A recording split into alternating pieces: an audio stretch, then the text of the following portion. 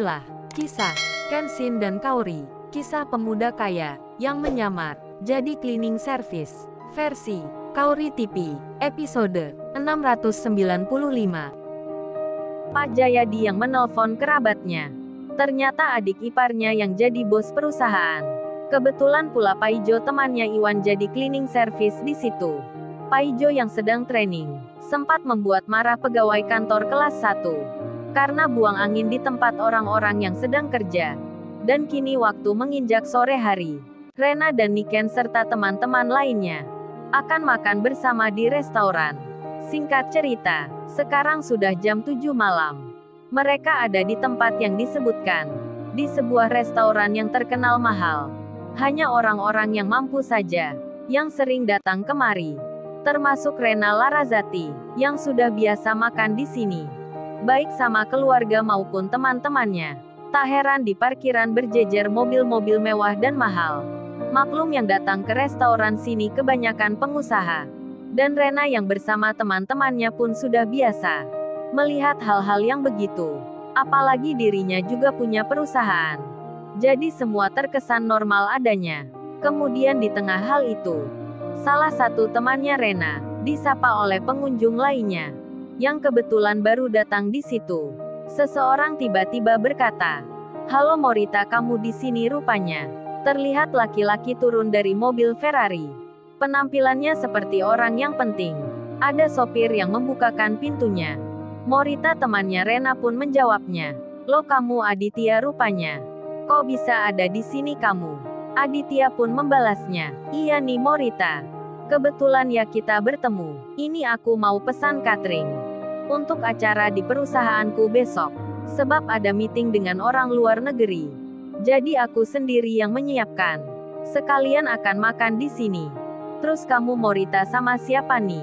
Morita pun menjawabnya, "Oh ini Aditya. Aku sama teman-temanku. Ini ada di sini semua. Kenalkan ini namanya Rani. Yang ini namanya Niken. Dan ini namanya Weni. Dan yang cantik ini namanya Rena Larazati. Pengusaha juga seperti kamu." Aditya pun melihat Rena, bersalaman dengannya. Rena pun demikian, menyambutnya dengan senyuman. Kemudian Aditya pun bilang, "Senang bisa berkenalan dengan mbaknya. Nggak sangka teman-temannya Morita cantik semua." Aditya bicara sambil tersenyum. Bicaranya ramah dan menyanjung.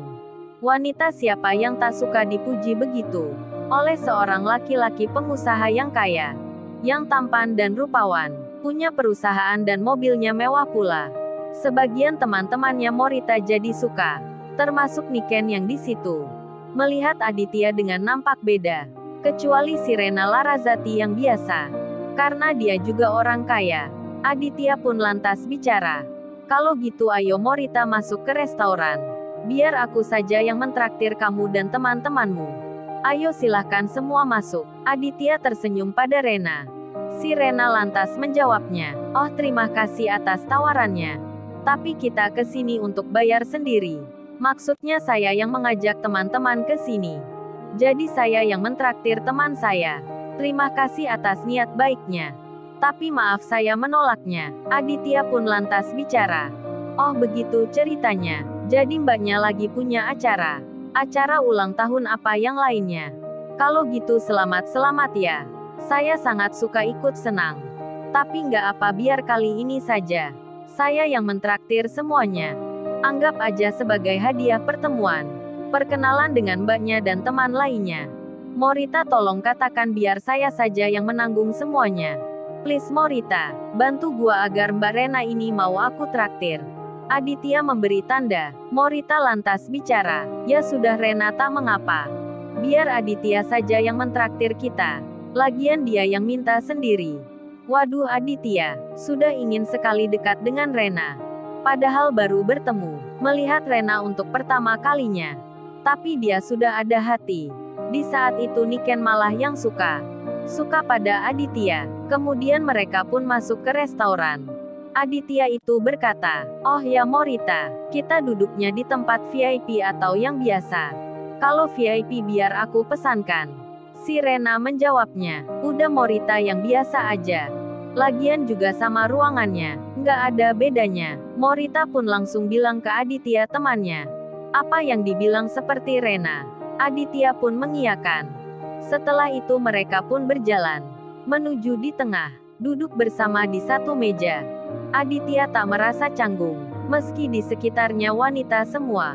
Sekedar diketahui, makanan di sini satu porsinya berharga 1 jutaan. Itu belum minuman dan snack ringan serta es krimnya.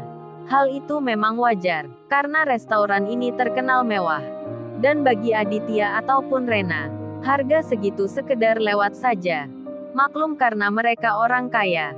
Terlebih yang berkunjung di sini adalah kebanyakan pengusaha lain yang di dalam, yang orang-orang kaya.